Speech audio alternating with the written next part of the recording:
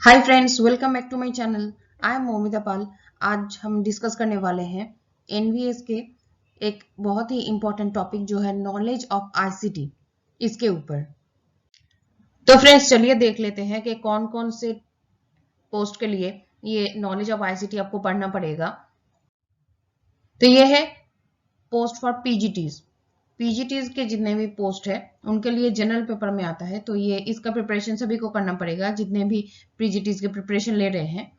तो ये जो नॉलेज ऑफ आईसीटी का यहाँ पे 10 मार्क्स आप देख रहे हैं कि यहाँ पे 10 नंबर ऑफ क्वेश्चंस होगा और उसका जो नंबर होगा वो 10 मार्क्स का। तो आपको पीजीटीज के लिए प्रिपरेशन करना पड़ेगा आईसीटी का। और आता है टीजीटीज एंड मिसलेनियस टीचर।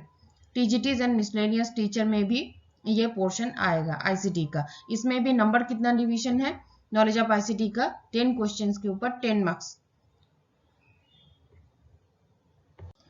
तो आज इस वीडियो में हम आईसीटी के ऊपर ही डिस्कस करेंगे। इसका ये जो आईसीटी के अंदर जितने जितने टॉपिक्स आता है ये हम देख लेंगे अकॉर्डिंग टू सिलेबस क्या दिया गया है। ये नॉलेज ऑफ आईसीटी के अंदर में जो जो टॉपिक आएगा वो है fundamentals of computer system, basics of operating system, MS office, keyboard shortcuts and there uses, important computer terms and abbreviations, computer networks, cyber security and internet। ये टॉपिक को आपको कवर अप करना पड़ेगा आईसीटीज के अंदर, तभी जाके आपका जो 10 मार्क्स है वो आप अटेंड कर पाएंगे और 10 मार्क्स आपको कंप्लीटली मिलेगा। तो इस वीडियो में हम ये किसके ऊपर डिस्कस करेंगे ना, फर्स्ट हमारा जो ये टॉपिक है फंडामेंटल्स ऑफ कंप्यूटर, इसके ऊपर हम ये इस वीडियो में हम डिस्कस करेंगे। तो ये है हमारा ये जो क्लास है ये है फर्स्ट क्लास। इसके पहले हम टीचिंग एप्टीट्यूड के बहुत सारे वीडियोस ऑलरेडी अपलोड किए हैं। ऑलरेडी 120 क्वेश्चन हम ऑलरेडी डिस्कस किए। और इसके बाद ये जो आईसीटी का है इसको थोड़ा कवर अप करेंगे, फिर हम जाएंगे नेक्स्ट पोर्शन की तरफ। तो ये जो एग्जाम के लिए एप्लीकेबल है पोस्ट के लिए वो है TGT, PGT and miscellaneous teacher. तो ये प्रिंसिपल पोस्ट के लिए आईसीटी नहीं आने वाला है। तो ये PGT, TGT and miscellaneous teacher के लिए जनरल पेपर में आईसीटी का क्वेश्चन आएगा। तो आज का जो हम टॉपिक्स है वो हम स्टार्ट करते हैं। फंडामेंटल्स ऑफ कंप्यूटर सिस्टम में फर्स्ट जो आता है वो है जनरेशंस ऑफ कंप्यूटर। इसके बारे में हम जितने भी जीस्ट टॉपिक है वही कवर अप करेंगे। हम इलेबोरेशन ज्यादा डिस्क्रिप्शन में नहीं जाएंगे क्योंकि ये सभी को आपको पता है। तो इसीलिए जो जीस्ट एकदम है जस्ट फॉर रिमाइंड ये आप देखते रहिए। तो जनरेशंस ऑफ कंप्यूटर में कितने जनरेशन आता है? 5 जनरेशन। फर्स्ट जनरेशन कब से कब तक? 1940 से लेके 1956 तक जो जनरेशन है वो है कंप्यूटर का फर्स्ट जनरेशन, 1940 से लेके 1956 तक। B second generation. Second generation कब से कब तक? 1956 से 1963 तक जो जनरेशन कहलाता है वो है second generation of computer. Third generation 1964 to 1971 जो जनरेशन है वो है third generation of computer. Fourth generation of computer 1972 to 2010 up to 2010 is called fourth generation of computer, and fifth generation of computer 2010 to present अभी जो चल रहा है वो है फिफ्थ जनरेशन ऑफ कंप्यूटर। तो फर्स्ट जनरेशन हो गया 1940s to 1956, second generation of computer is 1956 to 1963, and third generation of computer is from 1964 to 1971. Fourth generation of computer is 1972 to 2010, and fifth generation of computer is 2010 to up to present अभी जो चल रहा है वो है fifth generation of computer। तो 1940s to 1956 में जो फर्स्ट जनरेशन कंप्यूटर का डिस्कवर हुआ, तो इसमें हम अभी जानेंगे कि इसका जो इम्पोर्टेंट जो पार्ट था वो क्या था। तो these early computers used vacuum tubes. तो अगर किसी क्वेश्चन में आए कि कौन से जनरेशन के कंप्यूटर में वैक्यूम ट्यूब्स यूज किया जाता, तो आपका आंसर होगा first generation. First generation computer में फर्स्ट वैक्यूम ट्यूब यूज हुआ था। As circuitry and magnetic drums for memory. And memory के लिए क्या यूज किया गया था? मैग्नेटिक ड्रम्स यूज किया गया था for memory. So this is the image of vacuum tubes, you can see here. This is the image of vacuum tubes. ये साइज में बहुत ही बड़ा होता था, एक रूम के समान। तो हम some examples देख लेंगे। Some examples of the primary generation of computers are given below. First is UNIVAC, IBM 701, ENIAC, 8VAC, and IBM 650। बहुत सारे क्वेश्चन में ये पूछा जाता है कि ये 5 ऑप्शन में से या फिर और भी जो फर्स्ट जनरेशन कंप्यूटर था उसका नाम देख के पूछा जाता है कि ये कौन सा जनरेशन के कंप्यूटर में बिलोंग करता है।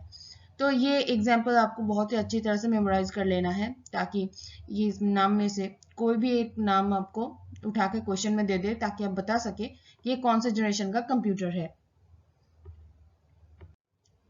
तो ये फर्स्ट जनरेशन का कंप्यूटर का सबसे जो इंपॉर्टेंट कैरेक्टरिस्टिक्स है वो क्या है, इसमें वैक्यूम ट्यूब यूज हुआ था and as a memory magnetic drum use हुआ था। और ये कुछ इसके जो एग्जाम्पल्स है ये आपको मेमोराइज करना है। तो चलिए चलते हैं for second generation of computer, जो कि हुआ था 1956 to 1963।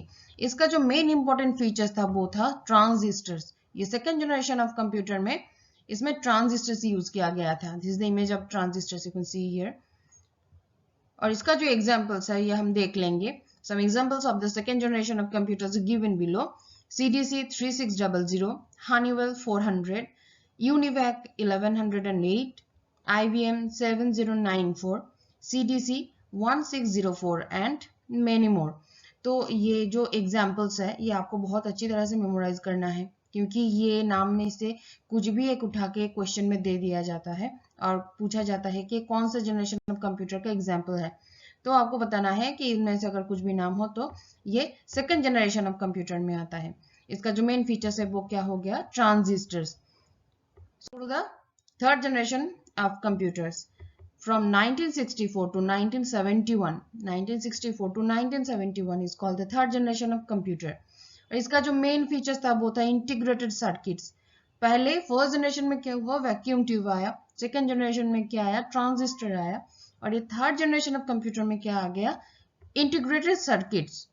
This is the image of integrated circuits. तो अब ये देख लेते हैं कि थर्ड जनरेशन ऑफ कंप्यूटर्स का कुछ examples: IBM 370, PDP 8, ICL 2900, IBM 360, PDP 11 and many more. तो ये वन बाय वन आपको एकदम मेमोराइज करके रखना है कि ये ऑप्शन में से अगर कुछ भी पूछा जाए कि कौन से जनरेशन का कंप्यूटर का एग्जाम्पल है, ताकि आप बता पाए।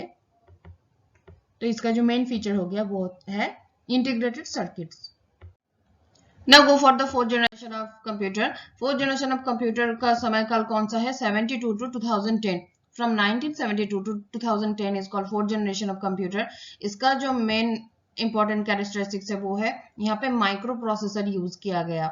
पहले क्या आया, वैक्यूम ट्यूब, उसके बाद ट्रांजिस्टर, उसके बाद आया इंटीग्रेटेड सर्किट्स एंड उसके बाद ये फोर्थ जनरेशन में आ गया micro processor. The micro processor commonly called a CPU, central processing unit. ये शॉर्ट फॉर्म को भी आपको रिमेंबर रखना है, क्योंकि इसमें से पूछा जाता है कि CPU का फुल फॉर्म क्या है, तब आपको बताना है कि that is central processing unit. Was used by fourth generation of computers. तो फोर्थ जनरेशन 1972 टू 2010 एंड इसमें जो मेन प्रोसेसर है वो है माइक्रो प्रोसेसर। और इसका कुछ एग्जांपल्स जैसे start 1000, PUP 11, IBM 4341 and DEC 10. These are some examples of fourth generation of computer. And this is the image of microprocessor. So ये one by one आपको याद करके रखना है कि कौन कौन सा एग्जाम्पल है फोर्थ जनरेशन ऑफ कंप्यूटर का। तो चलिए चलते हैं for fifth generation of computer. Fifth generation of computer from 2010 to present. From 2010 to present is called fifth generation of computer. The fifth generation of computer is predicted artificial intelligence. अभी तक ये जो computer जो हम use कर रहे हैं 2010, ये किसके ऊपर आधारित है, आर्टिफिशियल इंटेलिजेंस के ऊपर बनाया गया है। ये fifth generation is based on ultra large scale integration, ULSI, ultra large scale integration. ये फोर्थ जनरेशन में VLSI यूज किया गया था, फोर्थ जनरेशन में VLSI यूज किया गया था, उसका अपग्रेडेशन होके फिफ्थ जनरेशन में क्या हुआ, ULSI। And some examples are given below is Ultrabook, Chromebook, desktop, laptop and notebook. These are some examples of fifth generation of computer. तो ये था जो कंप्यूटर का हमारा जो 5th जनरेशन है। तो ये इसका जो एकदम जिस्ट है, जितने भी मैक्सिमम क्वेश्चंस आते हैं इसी से ही क्वेश्चन आते हैं। तो इसको आप अच्छी तरह से मेमोराइज कर लीजिए और आपके एग्जाम के लिए बहुत अच्छी तरह से प्रिपरेशन कीजिए। All the best.